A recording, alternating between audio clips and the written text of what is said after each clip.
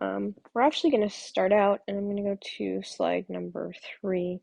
We're going to start out talking about Rolle's theorem because it's an important entry into the mean value theorem. Rolle's theorem says that if f is continuous on a closed interval AB and differentiable on the open interval AB with f of A equal to f of B, there's at least one point C in AB such that f prime of C, the derivative of f at C, is equal to 0.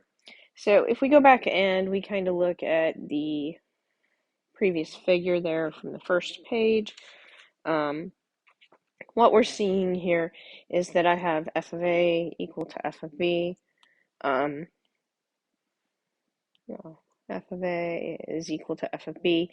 And so what we know is because these two are equal, there's got to be a flip in my curve at some point in time, whether it went like this or like this. So there has to be a point here, C, where f prime of C, the derivative of f at the C value, is equal to 0 because the curve has to flip over.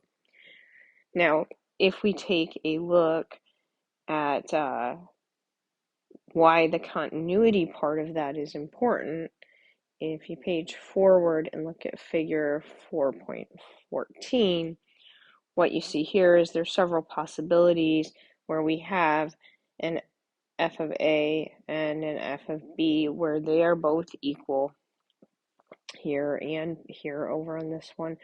However, there's no horizontal tangent, and that's because it's not continuous. So here we have the jump, and here we have a point. It's not differentiable here. So it's very important, very, very important that we remember that f has to be both continuous and differentiable. Continuous on the closed interval AB and differentiable on the open interval AB. So it's something to check for when you're looking, because there's no guarantee that Rolle's theorem will apply if we don't meet those two conditions. Alrighty?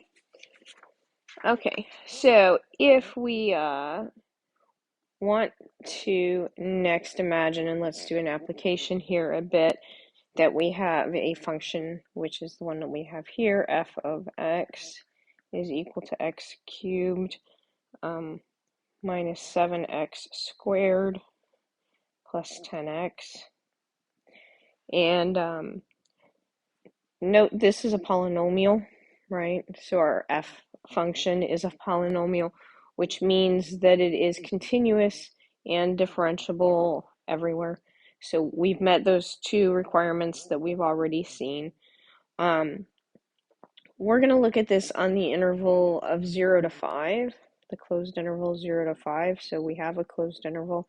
The reason I'm picking this closed interval is because if I look at f of x and I factor it, I factor out an x first, and I'll have x squared minus 7x plus 10.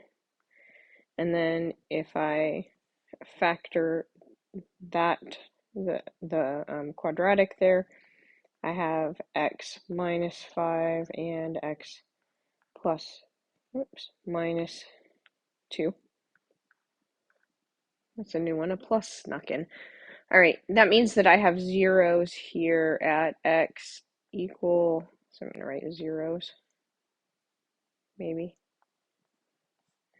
At x equals 0, at x equals 5, and at x equals 2. Wow.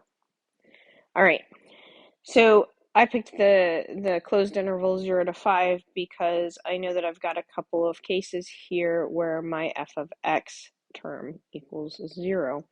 So what I'm really going to focus on, since I'm using the closed interval 0 to 5, is that we're going to note that f of 0 is equal to 0 and that f of 5 is equal to 0. And so that means, right, by Rolle's theorem, then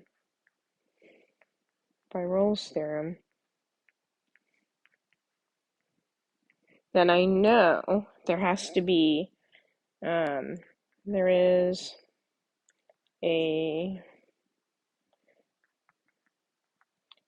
c, I want to say such that the derivative of f at c is going to be equal to 0 on, remember this time it's the open interval a, b, which is going to be equal to 0, 5. Okay, so that's what we know. So let's go ahead and we take the derivative of that lovely function. So should we write that? Let's put it over here. F prime of x is going to be equal to, this one's not too bad, 3x squared minus 14x plus 10. That's really ugly. Let me fix it. I don't like it. We'll make that look like a 14. There we are. All right, so 3x squared minus 14x plus 10. If you can find the solutions for that, because we want to know when does f prime of x equals 0. So 3x squared minus 14x plus 10 equals 0. We want to find out when that is, and those will be our c values. If you can factor that, you're much better off than I am, because I can't. So not in my head anyway. So we're going to use the quadratic equation, which is going to be 14, so negative of negative 14 plus or minus the square root of 14 squared minus 4 times 3 times 10. And then we're going to divide that all by 2 times 3, our a value. So if you do a little bit of math work there, you're going to end up with 14 plus or minus the square root of 76 all over 6. 76 is divisible by 4, so we'll end up with 14 plus or minus 2. If I take out the 4, the square root of 4 is 2. The square root of 19, so 4 times 19 was 76, divided by 6. So this simplifies down to 7 plus or minus square root of 19 all over 3, if I divide everything by 2. So that means my x values are happening approximately, if you look at what these are, we have an x value at about 0.88 and an x value at 3.79 if you plug those into your calculator, which is what we're seeing right here and right here. All right, so there's 2 points, which we could have probably intuitively figured out, because not only did we have f of 0 and f of 5 were equal to 0, but we also had f of 2 equal to 0. So we knew that there was, if we used Rolle's theorem, we could have looked at the interval 0 to 2, and then we could have looked separately at the interval from 0 to 5 to look at them. We just looked at it all at once. All right, so there are 2 points, C. The first C, this is one of our values for C, and this is our second value for C. So we can call them C sub 1 and C sub 2 if we want to. There are 2 points though. Alrighty, so not too bad, right? Now we're going to use this mean value theorem to kind of move, or I'm sorry, the Rolle's theorem to kind of move into the mean value theorem. And the theory on the mean value theorem is that if I have any 2 points, let's say on a secant line here, where I have, you're thinking back to your average rate of change, f of a, or f of b minus f of a over b minus a, right? And that's the slope of our secant line, like what we see here. What they're saying is that if I have any 2 points on my function, then if I look at what that average rate of change is, what the slope of the secant is, this is also equal to the average rate of change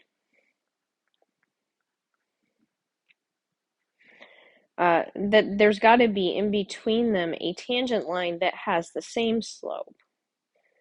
Okay, so what we're coming into is actually this idea down here.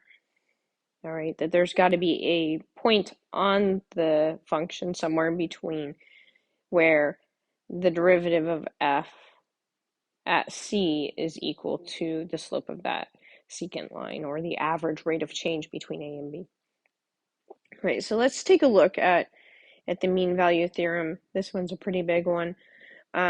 If f is continuous on the closed interval and differentiable on the open interval for AB, then there is at least one point C in the open interval AB such that f of B minus f of A over B minus A is equal to the derivative of f at C. So that C point is on the interval. So keep in mind, again, we have the same I guess, requirements. F has to be continuous on the closed interval. It has to be differentiable on the open interval for AB in order for this to work. If not, you're talking about maybe a piecewise function or something like that, and obviously that throws a potential wrench into the works. Not necessarily, but potentially. So let's take a little bit of a closer look at just a really quick proof of this.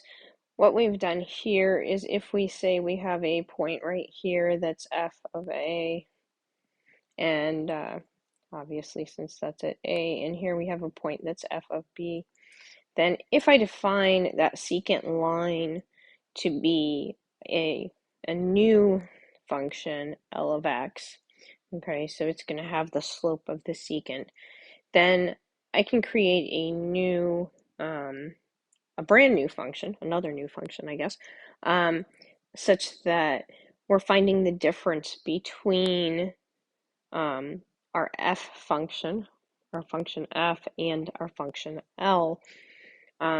So here what we're doing is we're saying that g of x is equal to f of x minus L of x.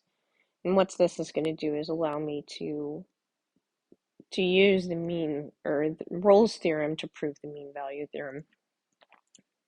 So if I define g of x equal to f of x minus L of x, then you notice that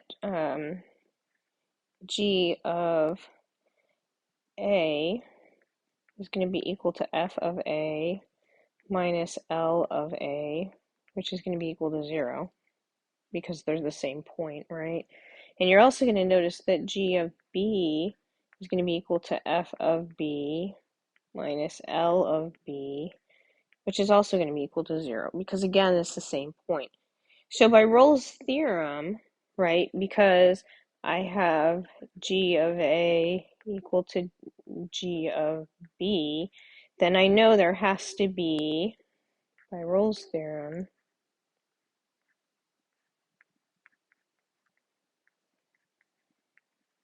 there has to be a g of g prime of C equal to 0, right?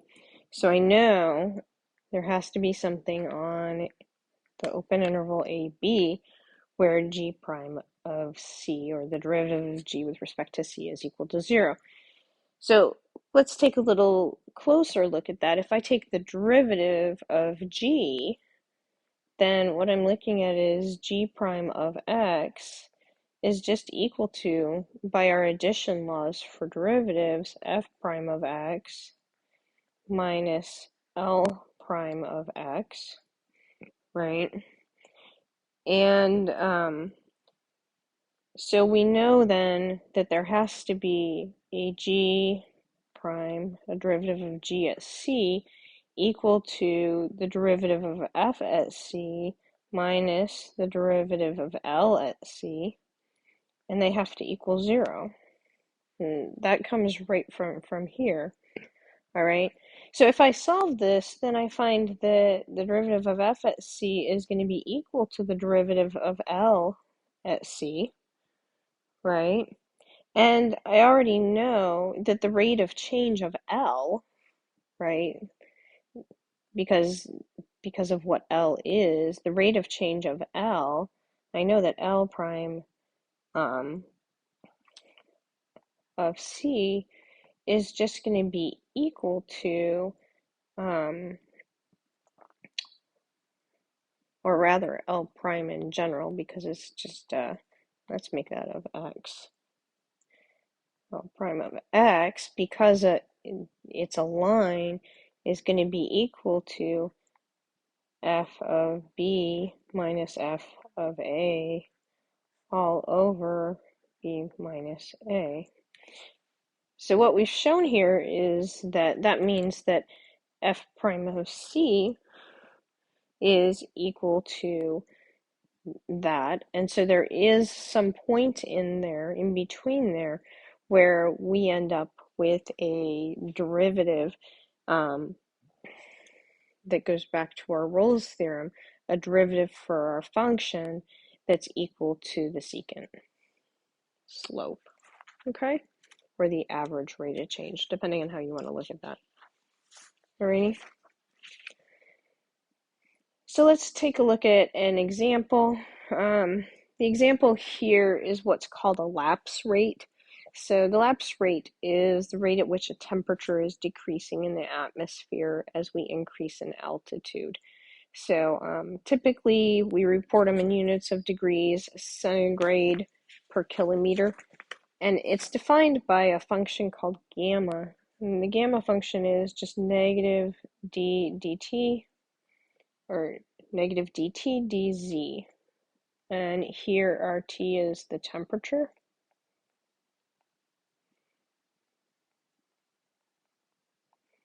And our Z is the altitude. Alrighty. So when the lapse rises above 7 degrees C per kilometer in a certain layer of the atmosphere, then meteorologists know that conditions are favorable for thunderstorms and tornadoes to form, assuming that there's other atmospheric conditions that are also present that are favorable. So let's say that the meteorologists are able to measure some things. Suppose at an elevation of z equal to 2.9 kilometers, then they find that the temperature is equal to 7.6 degrees C.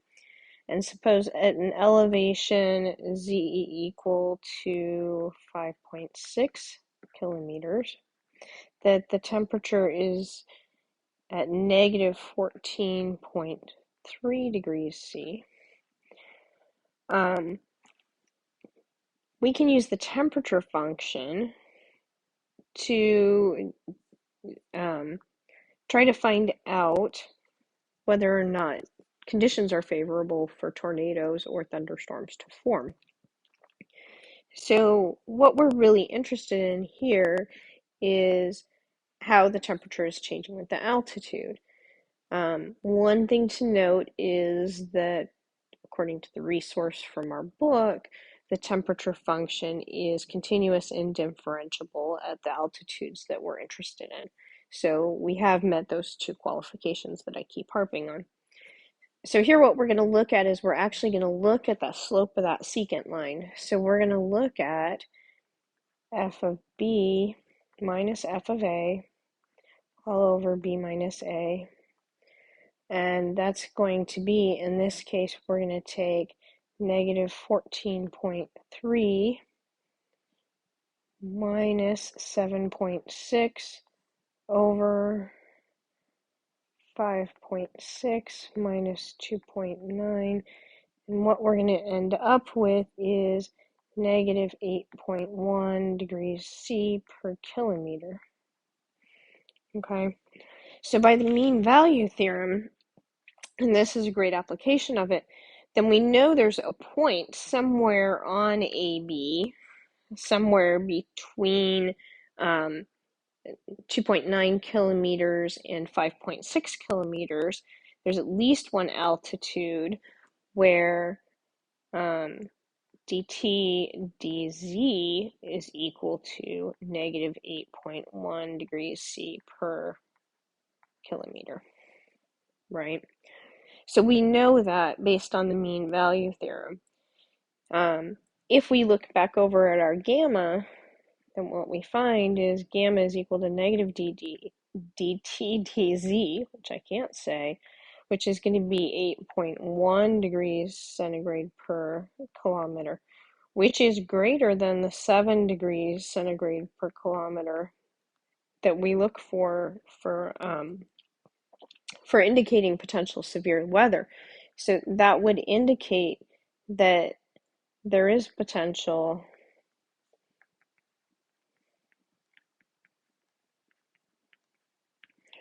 for thunderstorm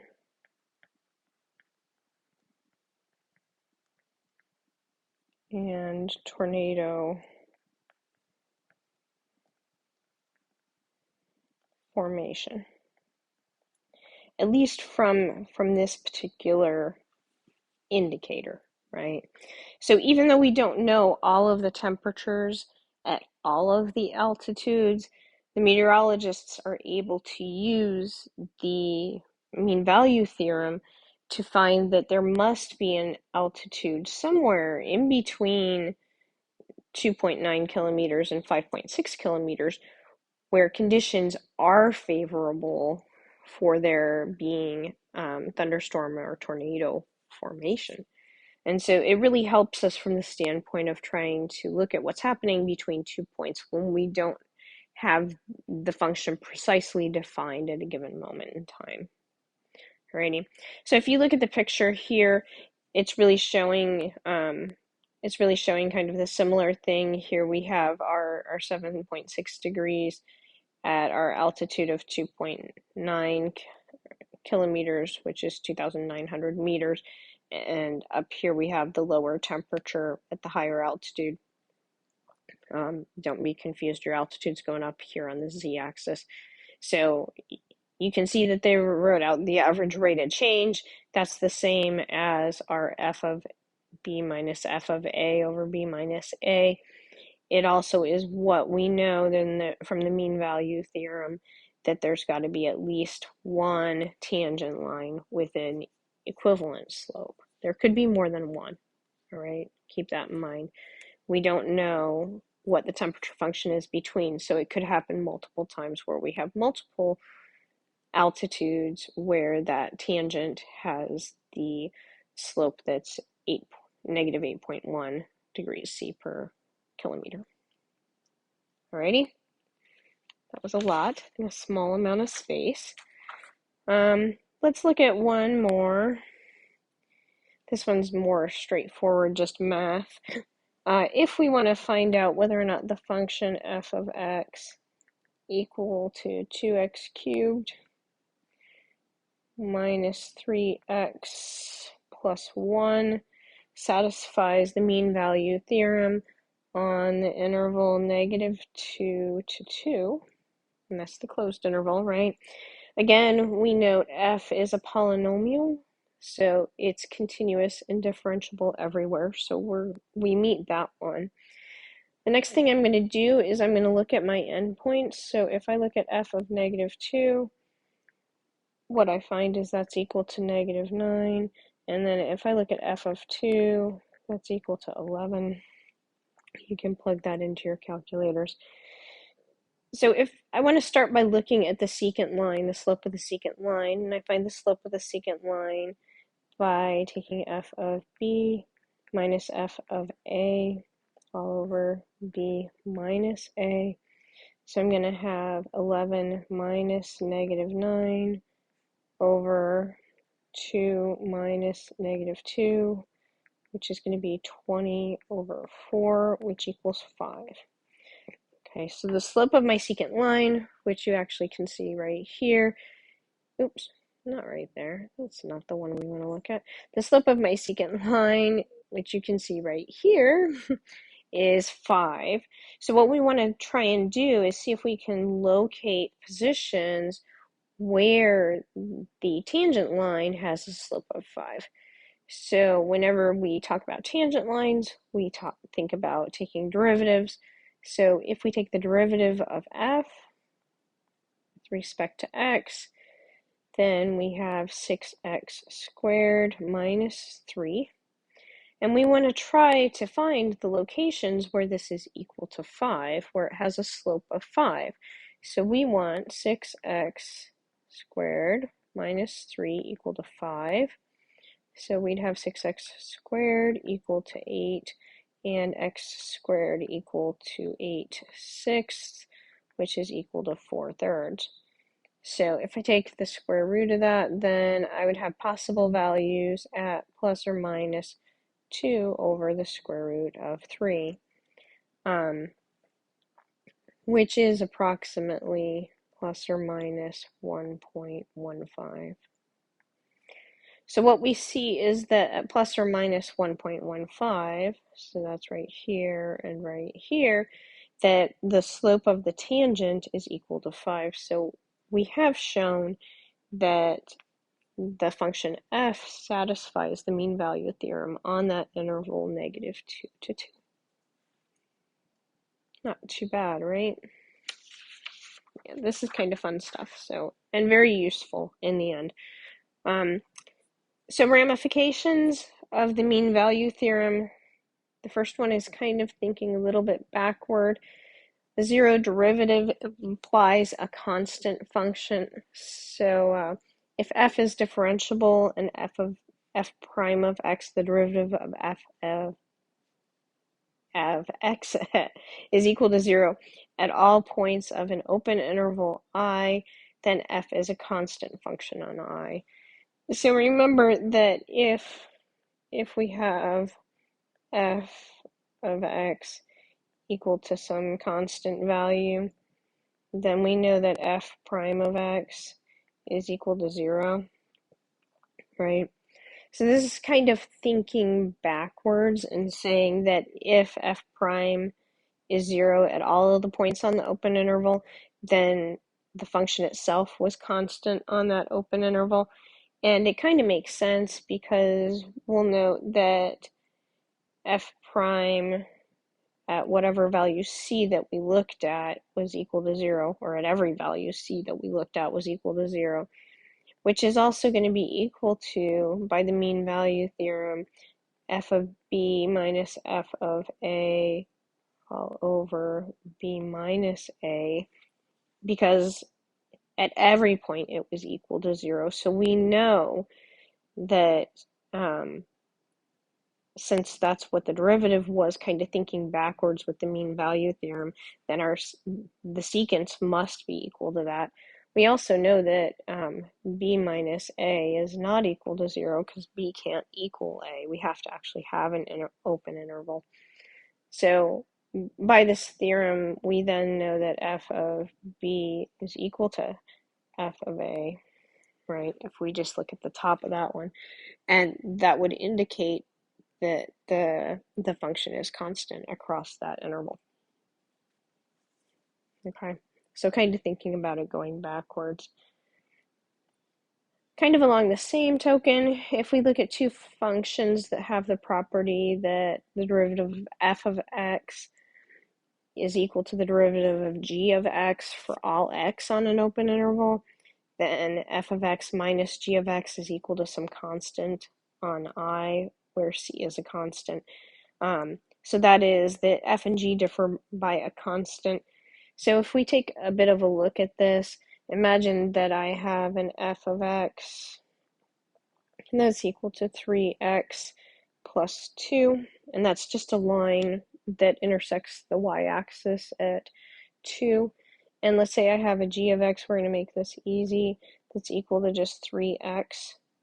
So it's a parallel line that runs a little bit below that, right?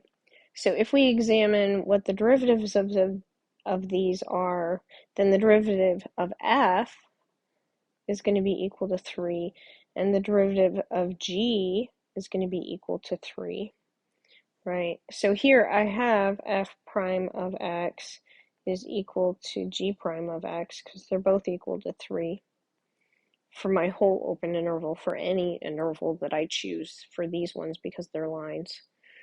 So then if we actually look at this, then f of x minus g of x is going to be equal to 3x plus 2 minus 3x, which is just going to be equal to the constant 2. And so that's where we say that f and g are differing by a constant. Basically, they're transformed up or they're transformed down, by and large. So they've been moved. That's why they have the same slopes. So that does it for this section. If you have any questions about it, please let me know. It went a little more smoothly, all in one take, and hopefully I'll be back in real life very soon. Let me know what you got. Thanks. Bye.